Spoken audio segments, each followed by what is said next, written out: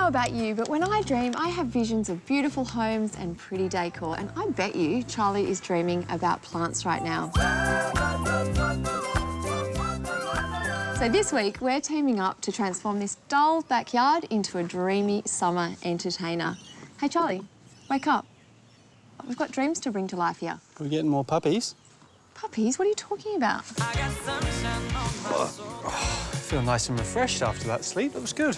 Oh, excellent, because we need to create a stunning backyard here. So what are your thoughts? Well, it's a big space, so I'm thinking we can separate it out, lots of garden rooms. Over there is screaming out to be an outdoor dining and barbecue space. I absolutely agree. So I thought we could define the space and add some height with a pergola. Yes, very nice. And what are you thinking about the laundry over there? Well, it's not the most attractive, is it? So I thought we could definitely screen that out, add in a new clothesline and also a hammock, so it's sort of like a chores to chill zone. Yeah, as you do. And I'm thinking lots of plants to soften all the area and keep this open so we can use it for like basketball and volleyball. Perfect. Sweet as a strawberry, small as a prune. Like that is home for when you're in the doghouse, hey? It's a bit mean.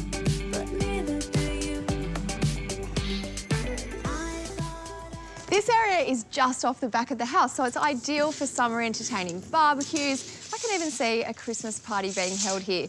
But we need to give it some wow factor, so I'm thinking of adding a structure, and that's going to be a white pergola.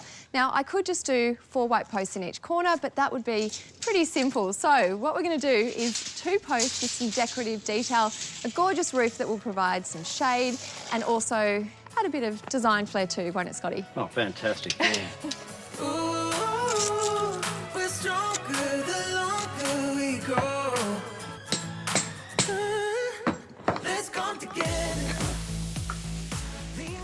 Well, hello there. What is with the hazmat suit? Is this your new look now? No, this is just purely for fashion. You'll see in a minute. You'll notice we've got 1, 2, 3, 4 different citrus in this garden, and they're displaying a lot of the common problems that citrus get. This one here, for example, has a magnesium deficiency. You can tell by the yellowing in the leaves. So some magnesium and some iron will fix that quickly. It also has some leaf miner, which is the curling of the leaf here. So the best way to get rid of that is just prune it off and remove it out of the garden. This one behind me is a lost cause. It's so nutrient deficient. It's covered in scale, it's covered in borer, the root ball is exposed. I'm going to recommend just removing that one. Now, this one is the reason why I'm wearing the hazmat suit. It is absolutely covered in stink bugs, and when you disturb them, they squirt a smelly stink bug smell. So the best way to get rid of them is actually with a vacuum cleaner. Put a suit on, otherwise your wife complains when you get home that you smell like stink bugs, and simply go around sucking up as many as you can.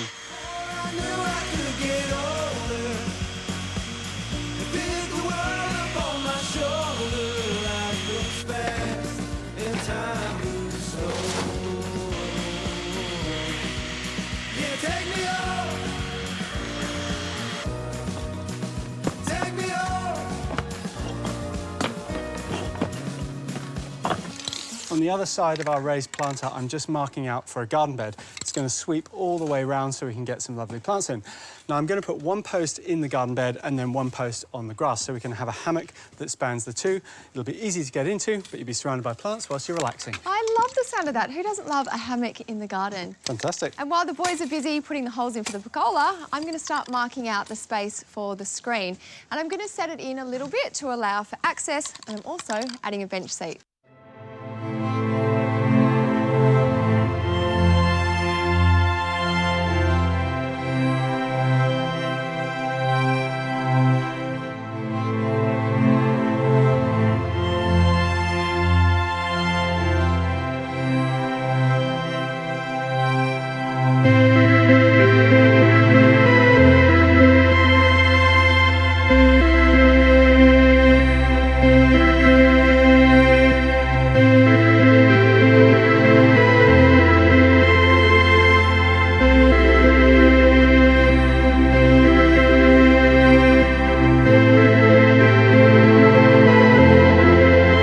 Posts have you guys got here?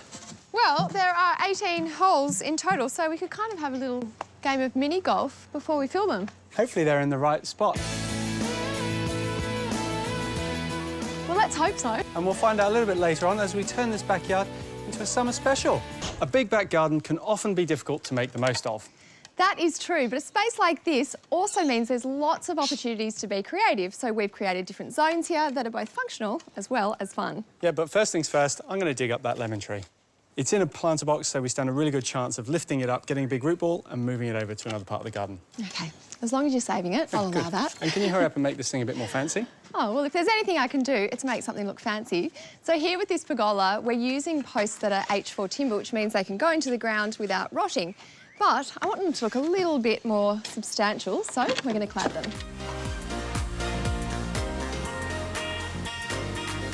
To attach the cladding, I'm using this sealant adhesive and then we're going to nail it in place. And I'm also placing some across the top there so that it's sealed and no moisture gets in between the timber.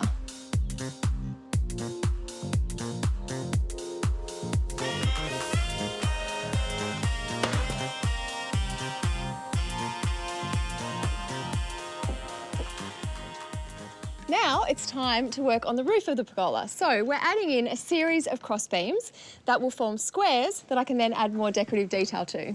My, oh my, that sounds like it's getting more and more and more and bigger and bigger. Yes, there's a lot of work to do. Do you want to come and help me? I would love to come and help you, but I'm going to go get some plants instead. I knew he was going to say that. Convenient.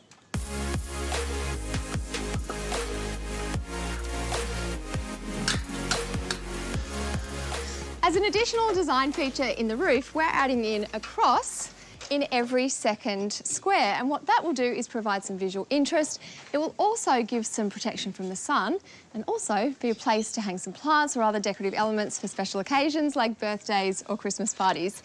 And finally, the last design feature is adding in a rail and some pickets in between the posts.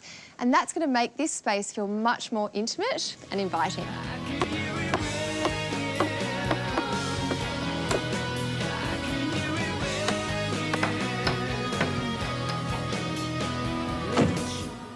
For the planting scheme in this garden, I thought we'd go for something really coastal because it's going to be low maintenance and look great. We've got rounded shrubs, the wisteria and this oriental pearl, and then to contrast things like the lamandra and the gaura. But to tie it all together, I'm using the colour silver, and to do that, I'm using Eremophila. You can call it Eremophila or the emu bush as well. It likes really free-draining soil, so it's perfect for coastal conditions, but it also has a lovely mauve flower that appears through summer.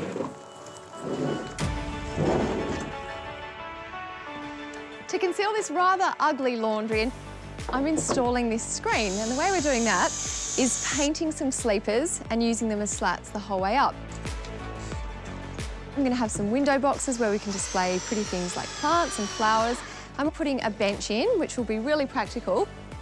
And I'm leaving a space for access to the laundry. And then the bench will act as the perfect place to put your laundry basket. Let's see how the new benches work. Hey, Scotty, it's a great day for drying. Do you feel like hanging out some washing for me? I'd love to, but look at my hands full. Sorry. Well, isn't that typical? Just like Charlie.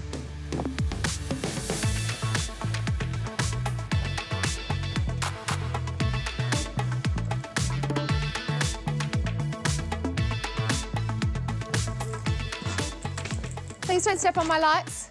OK, I won't step on your lights. This is looking nice. It is, isn't it? And you can see there's method to my madness. It looks good, but also we can hang festoon lights here because it wouldn't be an Aussie backyard party without some lights, would it? Exactly what I was going to say. What are you doing with these? Well, this is an emu bush. Can't What? you tell? I look like an emu behind them. Is that actually what it's called? That's what it's called, because I'm tying all the planting scheme together with the colour silver. So we've got these as shrubs, we've got some silver spoons as sort of a lower planting, and then for our taller accents, these lovely olives. Now, olives make a fantastic tree for a small garden because they stay quite small. You can prune them if they get too big. They've got a great sculptural form, and the silver helps to tie everything together.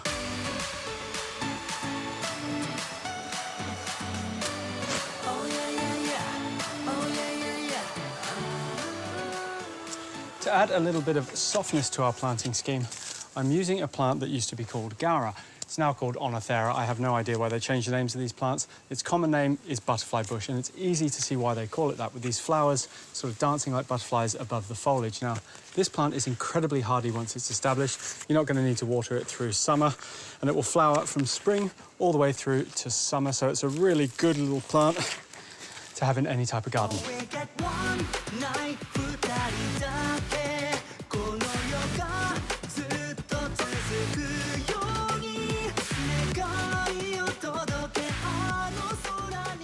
Underneath our hammock area, I'm using a plant called Repens. It's going to form a lovely green ground cover that you can step on occasionally. It'll grow in sun and shade. Now, you'll notice with our hammock, the posts are leaning out. That is for when, let's say, the more rotund person uses it. It's going to make sure the posts don't come out of the ground. Now, the posts have got a big hole around them, lots and lots of concrete. If you've got sand, the hole needs to be bigger. The moment of truth is about to come. I'm either going to flip on my head or fall asleep. Ah.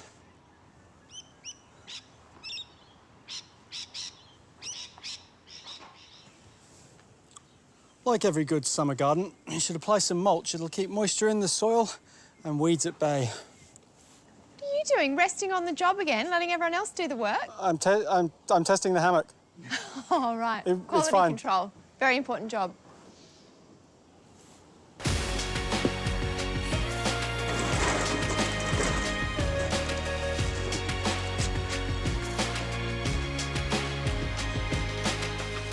Who doesn't love barbecue utensils as a Christmas present? 'Tis the season.